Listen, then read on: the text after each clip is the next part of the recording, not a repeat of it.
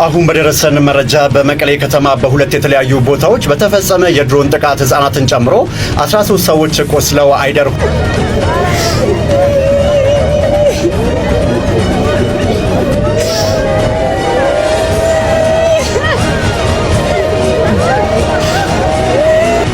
እኚህን አባት ባሰቃቂ ሁኔታ ገለዋቸዋል። ፍትህ ለኛ አባት እንጠይቃለን። ፋኖ በሚል ድብቅ ሴራ ሰላም እንደምን አላችሁ? እግዚአብሔር ይመስገን በጣም ድጋሚ በአዲስ መረጃዎች ተመልሼ የመጣሁ ማለት ነው። እንግዲህ ቻናሉን ሰብስክራይብ በማድረግ ጀምሮ ወደ ቪዲዮቹ። እኚህን አባት ባሰቃቂ ሁኔታ ገለዋቸዋል። ፍትህ ለኛ አባት እንጠይቃለን። ፋኖ በሚል ድብቅ ሴራ ቤተክርስቲያን እየተቃጠለች ነው ያለችው። ድብቅ ሴራ ፋኖን እዚህ ጋር ቤተክርስቲያን ውስጥ ምን ይሰራል?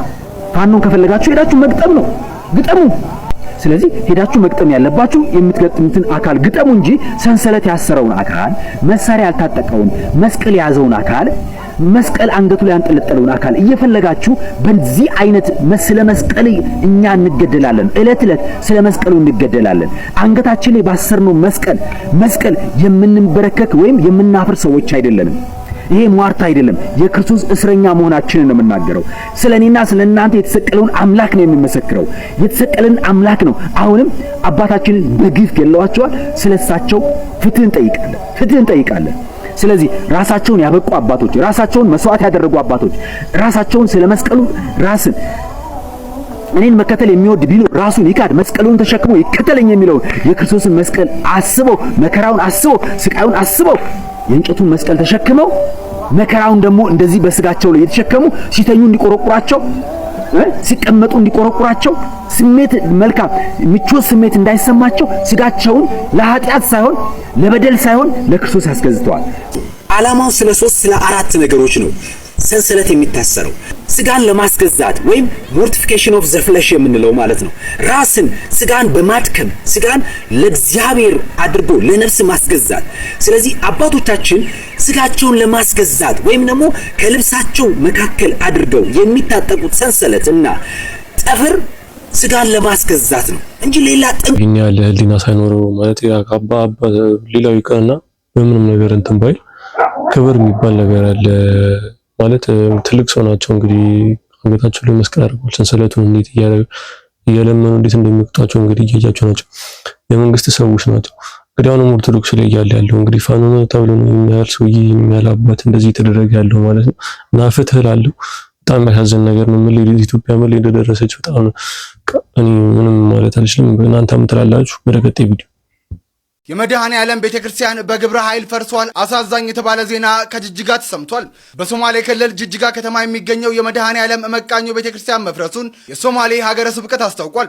ቤተክርስቲያኑ እንዲሰራ ለሚመለከተው የመንግስት አካል ጥያቄ ማቅረብ ከተጀመረ ዓመታት ያስቆጠሩ ቢሆንም ይኸው ቤተክርስቲያን በዛሬው ዕለት በግብረ ኃይል መፍረሱን ሀገረ ስብከቱ አስታውቋል።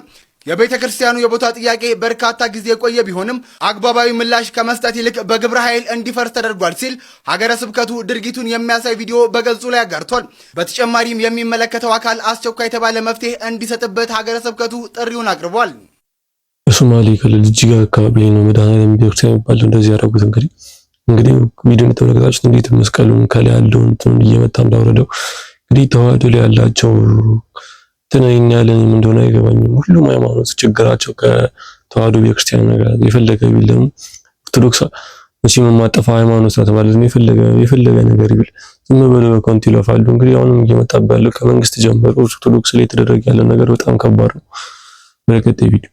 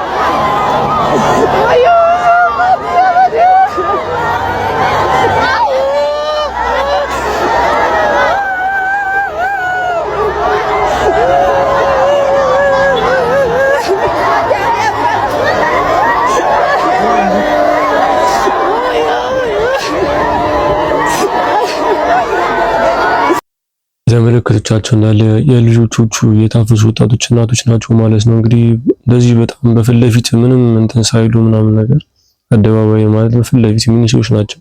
እንግዲህ ወደዛ እንዳልፉ እናቶቻቸው የሰፈሩን አካባቢ ሰዎች እንዳለ ይዟል ማለት ነው።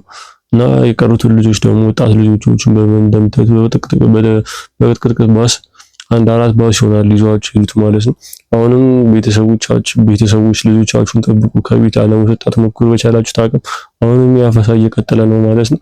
ወጣቶቹን በዛው ልክ ተጠንቀቁ እላለሁ። ወደ ቀጣይ ቪዲዮ ሰበር ዜና። ጠቅላይ ሚኒስትር ዶክተር አብይ አህመድ ከስልጣን ይውረዱ ብሎ ብቻውን ሰላማዊ ሰልፍ የወጣው ግለሰብ አነጋጋሪ ሆነ። በአዲስ አበባ መገናኛ አካባቢ ዛሬ ረፋድ ላይ ጠቅላይ ሚኒስትር አብይ አህመድ ከስልጣን ወርደው ለፍርድ መቅረብ አለባቸው የሚል መፈክር በመያዝ ብቻውን ለተቃውሞ አደባባይ የወጣው ግለሰብ በጸጥታ ኃይሎች መወሰዱ ተገለጸ። ስሙና አድራሻው ለጊዜው ያልተገለጸው ይህ ከላይ የምትመለከቱት ግለሰብ ብቻውን ሰላማዊ ሰልፍ ተቃውሞ ሲያሰማ የነበረ ሲሆን በተጨማሪም በኢትዮጵያ ኤሌክትሪክ ኃይልና በህገ ወጥ የክሪፕቶ ማይኒንግ ኩባንያዎች ይፈጸማል ባለው የሙስናና የዘረፋ ወንጀል ላይ ተቃውሞ ድምጹን ማሰማቱ ተነግሯል። ሆኖም ግን ግለሰቡ ተቃውሞውን ማሰማት እንደጀመረ ወዲያውኑ በቦታው በደረሰው የጸጥታ አባላት ተይዞ ወደ ህግ ስፍራ መወሰዱ ተነግሯል። የዚህን ግለሰብ ጉዳይ እናንተ እንዴት ታዩታላችሁ? ሀሳባችሁን በኮመንት ግለጹልን። ለተጨማሪ ወቅታዊና አዳዲስ ዓለም አቀፋዊ በጣም ማደንቀው ሰው ነው ማለት ነው። እንግዲህ ይህን ያህል ኮንፊደንስ ኖሮ ብቻውን እንደዚህ ወጥቶ ጠንካራ ያደረገ አሁንም ህዝቡ ኢትዮጵያ ህዝብ ዝምተኛ ነው ማለት በቃ ሰላማዊ ሰልፍ ማለት መብቱን ማስከበር አለበት እላለሁ።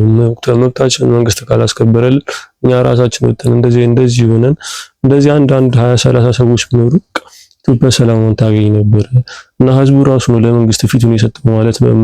ፊት ሰጠ ነው ማለት ነው። እና ህዝቡን ማድረግ ያለበት ነገር አለ። እንግዲህ ባፈሳው በብዙ ነገር በጣም ግፍ እየተደረገ ነው። ህዝብ ላይ እየተጨቆነ ነው በብዙ አንፃር እና እንግዲህ ህዝቡ ተነስቶ ማለት አለበት እላለሁ። ወደ ቀጣይ ቪዲዮ 565 ትምህርት ቤቶች ምንም ተማሪ አለማሳለፋቸው ተገልጿል ማለት ነው። 88 ትምህርት ቤቶች ደግሞ ያስፈተኗቸውን ተማሪዎች ሙሉ በሙሉ አሳልፈዋል ማለት ነው። እንግዲህ ፕሮፌሰር ብርሃኑ ነጋ በአሁኑ ሰዓት የ12ኛ ክፍል ውጤትን አስመልክቶ መግለጫቸውን እየሰጡ ይገኛሉ። በዚህ በመግለጫቸው እንደገለጹ ከሆነ እንግዲህ 565 ትምህርት ቤቶች ምንም አይነት ተማሪዎችን እንዳላሳለፉም ገልጸዋል። በአንጻሩ ደግሞ 88 ትምህርት ቤቶች ያስፈተኗቸውን ሙሉ ለሙሉ ተማሪዎችን ማስፈተናቸው ተገልጿል ማለት ነው። ስለዚህም ደግሞ ከባለፈው ዓመት ጋር ሲነጻጸር ደግሞ እንግዲህ ዘንድሮ በሁሉም ረገድ የተሻለ ነው። አምና ላይ እንግዲህ 62 ትምህርት ቤቶች ነበሩ ሙሉ በሙሉ ያስፈተኗቸውን ተማሪዎች ያሳለፉት። ዘንድሮ ደግሞ 88 ትምህርት ቤቶች ሁሉንም ያስፈተኗቸውን ተማሪዎች አሳልፈዋል ማለት ነው። በተመሳሳይ ዘንድሮ እንግዲህ 591 ነው ከፍተኛ ውጤት የተመዘገበው በኦዳ ቦርዲንግ ስኩል ነው። ይሄም የተመዘገበው ደግሞ እንግዲህ ሌሎችም ተጨማሪ ዝርዝር መረጃዎችን 565 ትምህርት ቤቶች ማለት ከባድ ነው። እንግዲህ በአንድ ትምህርት ቤት ውስጥ ስንት ተማሪ ነው ብላችሁ ታስባላችሁ? ይሄ ማለት እንግዲህ አሁን እንደዚህ ወጣቱ ራሱን እንደማረር ምናምን ነገር ይሆን እኔ ትክክል አይደለም። የትምህርት ስራ አላስጣጥ ትክክል ሰማል በራሴ በኩል 565 ትምህርት ቤቶች ምንም አይነት ተማሪ አላሳለፉም ማለት ደግሞ በጣም ከባድ ነው ማለት ነው። እንግዲህ ምንድን ነው ያደረገው 565 ትምህርት ቤት ውስጥ አንድ ትምህርት ቤት ስንት ተማሪ ነው? ያሁሉ ተማሪ ወዴት ነው የሚሄደው? የት ነው የሚሆነው ብላችሁ ታስባላችሁ? በጣም ከባድ ነገር ነው። እንግዲህ ለውትድርና ይመለመላል ማለት ነው። ወደ ቀጣይ ቪዲዮ ሰበር የተባለ አስደሳች ዜና ተሰምቷል። የህወሓት የሰላም ተደራዳሪ ቡድን አዲስ አበባ መግባቱ ተሰምቷል።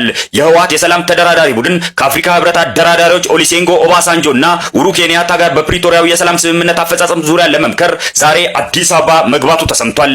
ቡድኑ ከሰዓት በኋላ በሚደረገው ውይይት የሚሳተፍ ሲሆን በመቀጠልም አደራዳሪዎቹ ለመስክ ምልከታ እና ለተጨማሪ ውይይት መቀሌ እንደሚያመሩ የተነገረ ሲሆን በዛሬው ዕለት አስመራና ካይሮ እጅግ ማቅ እንደሚለብሱ ይጠበቃል። ይህ መረጃ ደግሞ ለትግራይ ህዝቦች አሪፍ ነው እላለሁ። ማለት ሰላም ቢወርድ ከህወሓት ጋር ያለ ነገር ሰላም ቢወርድ አሪፍ ነው እላለሁ። ለምን መንግስት ይሄን ነገር እንትን ማለት ከብዱት ሳይሆን አሁንም የትግራይ ህዝብ ምስኪን ህዝብ ነው፣ ከሀገሩ እየተፈናቀለ ያለው እየተጨቆነ ያለው ማለት ነው። በእነሱ በኩል ነው አሪፍ ነው እላለሁ። ወደ ቀጣይ አሁን በደረሰን መረጃ በመቀሌ ከተማ በሁለት የተለያዩ ቦታዎች በተፈጸመ የድሮን ጥቃት ህፃናትን ጨምሮ 13 ሰዎች ቆስለው አይደር ሆስፒታል ገብተዋል። የመጀመሪያው ጥቃት በሐውልቲ ክፍለ ከተማ ሞሞና ቀበሌ በቅድስት ማርያም ቤተክርስቲያን አቅራቢያ የመኖሪያ ቤቶች አካባቢን ኢላማ ያደረገ ነበር ተብሏል። አይደር ሆስፒታል እንዳስታወቀው ዛሬ ጠዋት 5 ሰዓት ተኩል ገደማ አዋቂዎችና ህፃናትን ያካተቱ 13 ተጎጂዎችን ተቀብሎ አስቸኳይ ቀዶ ሕክምና እያደረገላቸውም ይገኛል።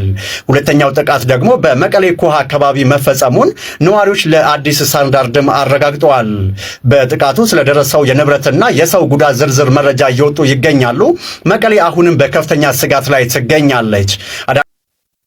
ያው ሰላም መፈጠሩ ለእንደዚህ አይነት ነገር አሪፍ ነው ማለት ነው። አሁንም ህወሓትና መንግስት በከፈቱት ጦርነት ማለት በመሃል መስኪን ምንም ያውቀው ደሃው የትግራይ ህዝብ ነው የተጎዳ ያለው። እንግዲህ 13 ሰዎች ከባድ ቀዶ ሕክምና ላይ ይገኛሉ ማለት ነው። እንግዲህ እግዚአብሔር ይማራቸው ጨርሶ ይማራቸው እላለሁ። ለዛሬ ይዤላችሁ የመጣሁት ቪዲዮ የሚመስል በቀጣይ ባሪፍ ቪዲዮ እስክንገናኝ ድረስ ቸር ቆዩ።